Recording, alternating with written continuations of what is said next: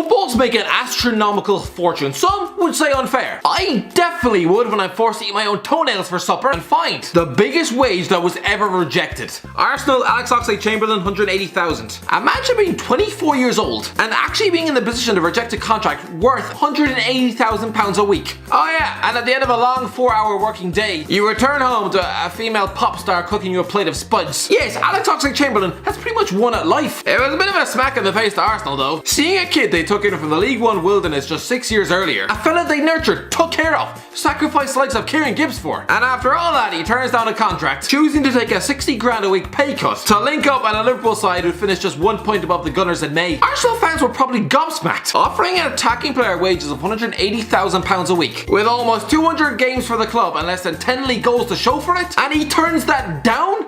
Mental. Chelsea, Eden Hazard, 340,000. When you have a big club prepared to offer crazy wages to every man and his dog, there's going to be a lot of options for a club like Chelsea. At the time, a 24-year-old Steven Gerrard knocking back £125,000 a contract in 2004, pre-Istanbul. In modern day terms, that's like ripping up a Euro Millions winning lottery ticket. Fast forward 15 years and now we have Eden Hazard rejecting an offer of £340,000 a week. Considering the club were shackled by a transfer ban, I'm surprised they didn't also chuck in a few dozen yachts. Liverpool, Raheem Sterling, 100,000. Yeah, it's surprising this figure isn't more, but to be fair, not many players have wanted to quit Liverpool since Jurgen Klopp arrived. Raheem Sterling though, a man who was earning just 35 grand a week at Liverpool. We all know the contract talks he found himself embroiled in 2015. The kid was desperate to get away. He was rejecting offers of £100,000 a week, with his agent saying that he wouldn't even accept £900,000 a week to stay at Anfield. Listen, I know he wanted to win trophies, but please lad, what 20-year-old boy is rejecting almost $1 million a week to play for Liverpool? I see world-class superstars sacrificing their careers to play Chinese football for that sort of money. So please, alright?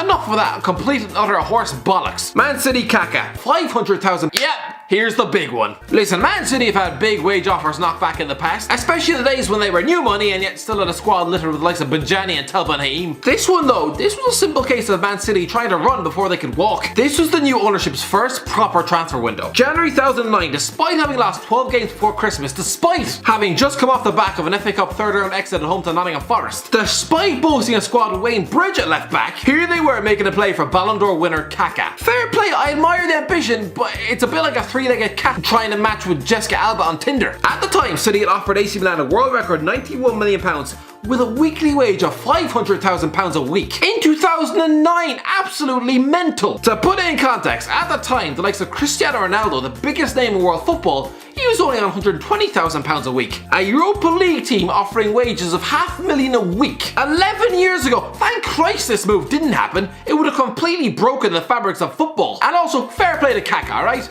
Refusing to denigrate himself by spending his peak years taking orders from Mark Hughes. Man United, Ander Herrera, 200,000. Yeah, this just didn't make sense. Still doesn't. The most wages rejected by a player at Manchester United, and it's Ander Herrera. On what planet is this bang average workhorse worth 200 grand a week? It's simple, he's not. But this is exactly what happens when a contract starts to run out. The club hierarchy seemed to get panicky and desperate. Instead, Herrera walks out the door to PSG, where he collects, Christ above, £300,000 a week. That honestly makes me a little bit ill. Special mention to Cristiano Ronaldo, who also rejected 200 grand a week to remain at Old Trafford back in 2009. A bit like Chelsea with Hazard.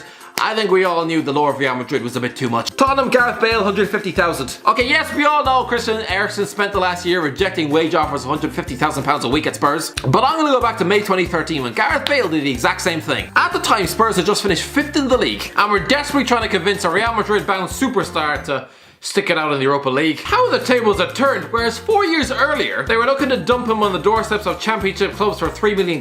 Now they were offering him astronomical £150,000 a week wages to turn down the biggest club on planet Earth. He didn't. Anyway, that's the end of the video, lads. Let me know in the comment section below. Have I got this all wrong? If you're washing your hands, you're a great person. If you enjoyed the video, don't forget to like, share, and subscribe. And as always, I'll talk to you in a while.